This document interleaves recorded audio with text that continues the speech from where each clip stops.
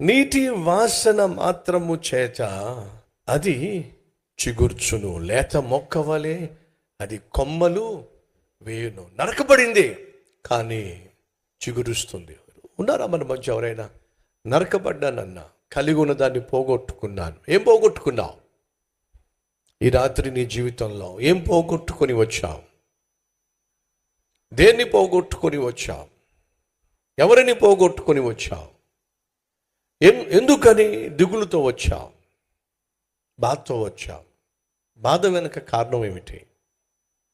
కారణం ఏదైనప్పటికీ సమాధానం మాత్రం ఒకటే.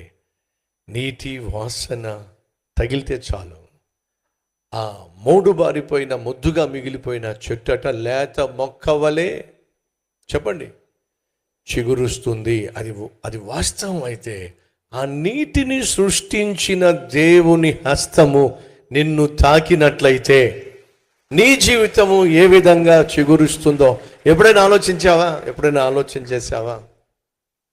సహోదరి సహోదరులు, నీటి కంటే శక్తివంతమైంది నా ప్రభు అయిన యేసుక్రీస్తు యొక్క స్పర్శ, యేసుక్రీస్తు యొక్క వాక్యము.